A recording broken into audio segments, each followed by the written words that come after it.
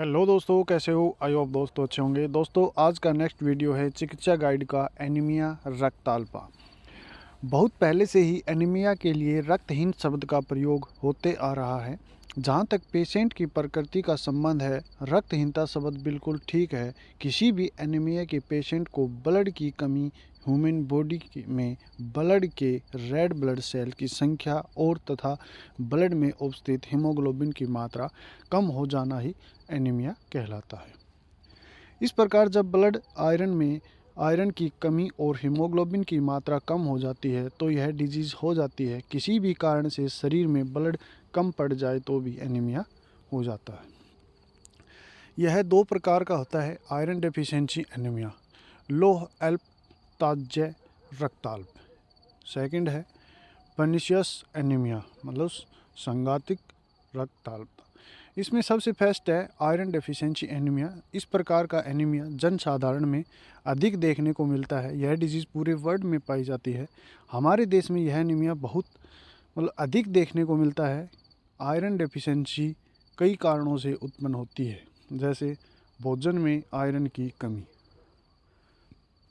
गरीब तथा मध्यम वर्ग की लेडीज़ के जल्दी प्रसव के कारण, लेडीज़ में मेंस्ट्रुएशन साइकिल में अधिक ब्लड लॉस हो जाने के कारण, जेंट्स में पाइल्स के कारण अधिक ब्लड निकल जाने के चलते, जेंट्स में हुक वॉर्म के कारण। सेकंड है पर्निशियस एनीमिया। इसमें रेड ब्लड सेल्स की मात्रा कम हो जाती है और इस सेल्स का आकार बड़ा हो जाता है। इसमें हीमोग्लोबिन 3 से 4 ग्राम तक रह जाता है। वैसे इस प्रकार की डिजीज़ हमारे देश में न के बराबर कुछ ही लोगों को इसमें ग्रसित देखे गए। हमारे यहाँ अधिकतर डिजीज़ आयरन की कमी से उत्पन्न एनीमिया के कारण ही हुआ करती है। वैसे यह डिजीज़ ब्लड की किसी भी एबनॉर्मलिटी, ब्लड सर्कुलेशन, ऑर्गन्स में डिस्ट्रीब्यूशन के कारण उत्पन्न हुआ करती है। यह एंटी एनीमिया फैक्टर की कमी के कारण होता है। इसमें 40 से 60 वर्ष की एज वाले लोगों में यह अधिक पाया जाता है। लेडीज़ में इसकी कंप्लेंट अधिक देखने को मिलती है। इसमें देखते हैं आगे sign and symptoms. Iron deficiency anaemia हो जाने पर अनेक सिम्टम्स देखने को मिलते हैं। इसमें नेल्स ड्राई हो जाते हैं तथा इनकी प्राकृतिक चमक समाप्त हो जाती है। पेशेंट की स्किन ड्राई तथा येलो विश हो जाती है। शरीर का पीला पड़ जाना इस रोग की खास विशेषता है। इसमें हार्ट रेट बढ़ जाती है, वीकनेस कमज़ोरी आ जाती है, टेक्योपिनिया मतलब श्वास फूलना हो जाता है। पेशेंट के हाथ पैर सुन्न पड़ जाते हैं। गिनविटिस हो जाता है, जैसे कि मसूड़ों की सूजन हो जाती है, गिनविटिस। नोजिया हो जाता है, जी मिचलाना। इसके बाद इंस्ट्रक्शन देखते हैं। यह एक लाइफ थ्रेटनिंग डिजीज़ है। अगर समय रहते इसका डायग्नोसिस तथा ट्रीटमेंट ना किया जाए तो पेशेंट की डेथ भी हो सकती है। पेशेंट को कंप्लीट बेड रेस्ट देना चाहिए। सीरियस कंडीशन में ब्लड ट्रांसफ्यूजन किया जाना चाहिए। पेशेंट को विटामिन B12 यूज़ करने की सलाह देनी चाहिए। पेशेंट को प्रतिदिन स्नान करना आवश्यक है। खुली हवा में सैर करना चाहिए। पेशेंट की भूख को बढ़ाने का प्रयास करना चाहिए।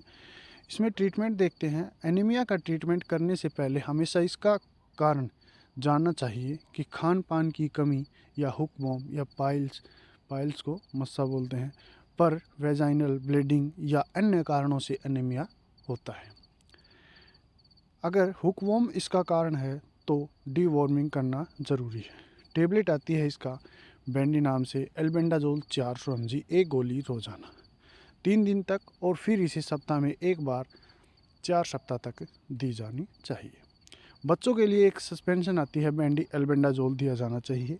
डीवॉर्मिंग में परिवार को शामिल किया जाना चाहिए, मतलब टेबलेट बेंडी परिवार के सभी सदस्यों को दी जानी चाहिए।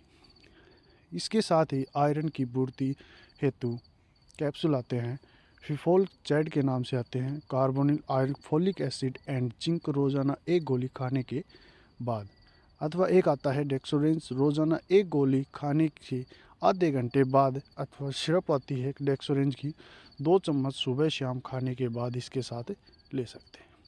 इंजेक्शन आता है इम्फेरन आयरन इंजेक्शन 2 ml रोज़ाना एक मांसपेशियों में लगाया जाता है।